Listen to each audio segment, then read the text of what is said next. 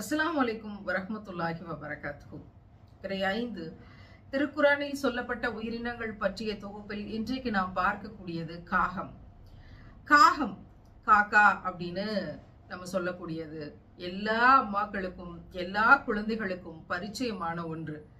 ஏன்னா காக்காவை காமிச்சுதான் சோறுட்டணும் அப்படிங்கிறது இந்த நிலத்தினுடைய எனக்கு தெரிஞ்சு மாறாத ஒரு விடயமாகத்தான் இருக்கு. அங்க பாரு காக்கா பாரு அப்படின்னு காமிச்சு காமிச்சு சிறு குழந்தைகளுக்கு சோறுட்டக்கூடிய ஒன்று. அந்த சாப்பாடு மிச்சமாயிருச்சுன்னா அந்த காக்காவுக்கே வச்சு அது சாப்பிடக்கூடிய விஷயத்தை குழந்தைக்கு காமிச்சு வேடிக்கை விளையாட்டு காட்டக்கூடிய ஒன்று. இப்படி குழந்தை பிறந்ததும் அந்த குழந்தைக்கு சோறுட்டுகிற காலத்தில் ஒரு தாய்க்கும் குழந்தைக்கும் இந்த காக்கைக்கும் காகம் என்று சொல்லக்கூடிய இந்த பறவைக்கும் நெருங்கிய தொடர்பு உண்டு. அது தாண்டி பள்ளிக்கூடத்துக்கு போனவனையும் நமக்கு மறக்காம சொல்லி கொடுக்கிற கதை பாட்டி வடை சுட்ட கதை. காக்கா திருடிட்டு போயிருச்சு, காக்கா ஏமாத்திருச்சு, காக்கா பறந்து போயிருச்சு. இப்படி பல விஷயங்களை நம்ம தொடர்ந்து காகங்களோடு. இப்படியான தருணத்துல திருக்குரான் காகத்தை பற்றி என்ன சொல்லி தருது அப்படிங்கிற விஷயத்த நான் தேடினேன். இந்த பதிவுக்காகத்தான் நான் தேடினேன். ஆனா எனக்கு அவ்வளவு ஆச்சரியமாக இருந்தது. அவ்வளவு பொருத்தி பார்க்கறதுக்கு அறிவியல் ரீதியாக காகத்தை பற்றி சொன்ன உளவியல் விஷயத்துக்கும் திருக்குரானில் சொல்லப்பட்டிருக்கிற விஷயத்துக்கும் எனக்கு அவ்வளவு ஆச்சரியம். திருக்குரான்ல என்ன சொல்லியிருக்கு?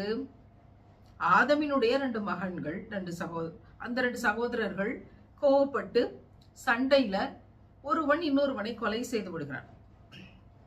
இந்த இன்னொருத்தன் கொலை செஞ்சுட்டு என்ன செஞ்சான் அப்படிங்கிற செய்தியை இப்னு கசீர்ல படிக்கும் போதுதான் நமக்கு அப்படியே என்னடா இது, இப்படியுமா வாழ்ந்திருக்க முடியும் அப்படின்னு. கொலை செஞ்சுட்டான். செத்து போன பிறகு அந்த உடலை என்ன செய்யறதுன்னு அவனுக்கு தெரியல.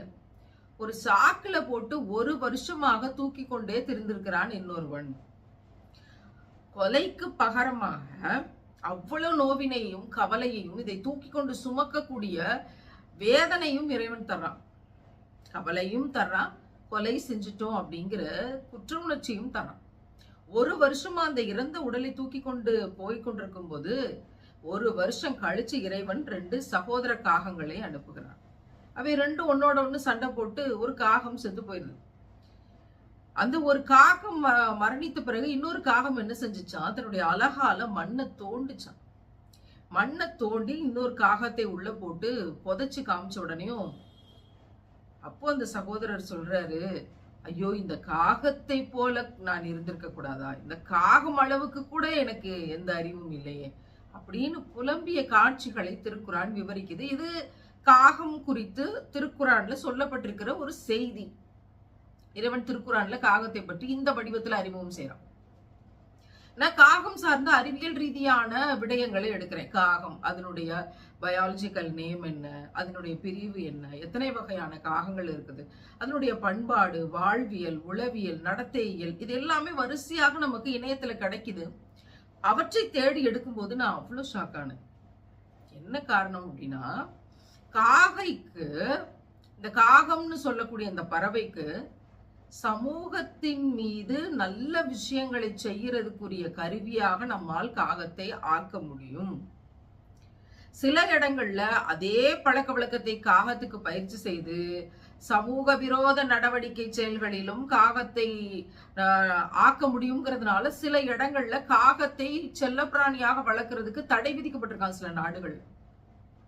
அந்த அளவுக்கு காகத்தை நம்ம ரோல் மாடலாக பல விஷயங்களுக்கு ஆக்க முடியும் அப்படிங்கறத கேட்கும்போது இறைவன் திருக்குறான்ல என்ன செஞ்சான்?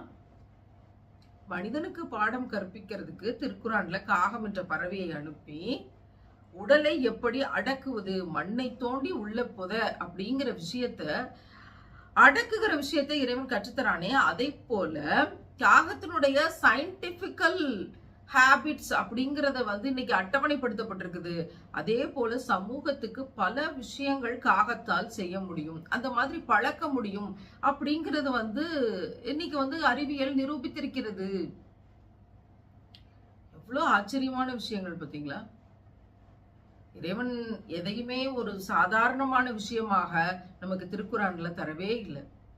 காகம்ங்கிற பறவையை எதற்காக இறைவன் அடக்குவதற்கு, ஒரு உடலை அடக்குவதற்கு எப்படி அப்படின்னு சொல்லி கொடுப்பதற்கு அனுப்பணும். வேற ஏதாவது ஒரு பறவையை போட்டிருக்கலாமே அப்படின்னா அவ்வளவு விஷயங்கள் ஒவ்வொன்னா இருக்குது. அப்ப காகத்திற்கு இயல்பாகவே இந்த குணநலன்களை தந்தவர் யார்? இறைவன் அதான் சொல்றான். திருக்குறானை நீ ஆராய்ச்சி பண்ணு. திருக்குறான்ல அற்ப பூச்சியினங்களையும் பறவைகளையும் விலங்குகளையும் பயன்படுத்தி சொல்லப்பட்டிருக்கிற உதாரணங்களை ஆராய்ச்சி பண்ணு. காகத்தை ஏன் இதற்காக இறைவன் உருவாக்கினான் இதை குரான்ல சொல்றான். அந்த குணநலத்தை இறைவனுக்கு காக்கைக்கு கூட தர்றது எவ்வளவு சாதாரணம்.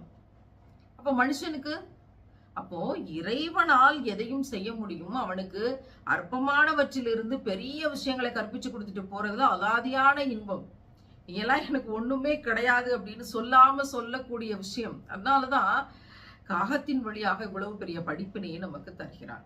இன்னும் காகத்தினுடைய விடயங்கள் ஒவ்வொன்றா எடுத்து ஆராய்ச்சி பண்ணி பார்க்கும்போது அதனுடைய அலகுகள், அதனுடைய கால்களினுடைய தன்மைகள், அதனுடைய உணவு பழக்க வழக்கங்கள், அது மற்ற காகங்களோட எப்படி இருக்குது அப்படிங்கிற விஷயங்கள், அது எல்லாமே நிறைய படிப்பினைகளை ஏற்படுத்தி தந்திருக்குது. அப்படி என்றால் இறைவன் சாதாரண காகம் என்று சொல்லக்கூடிய இந்த பறவையிலிருந்து இவ்வளவு அற்புதங்களை செய்ய முடியும்னா மனிதனாகிய நம்மில் எத்தனை அற்புதங்களை செய்வதற்கு அவன் திட்டமிட்டு இருப்பான் அப்படின்னு யோசிக்கும் போது எல்லா புகழும் இறைவனுக்கேன்னு அப்படியே சுஜூதுல இறைவன் முன்னால் சரணடையக்கூடிய மனநிலை தான் வருது இல்லையா? காகத்துக்கு தானா இந்த பழக்கம் வந்துச்சுன்னு சொல்ல முடியுமா? காகம் தானா பறந்துச்சுன்னு சொல்ல முடியுமா?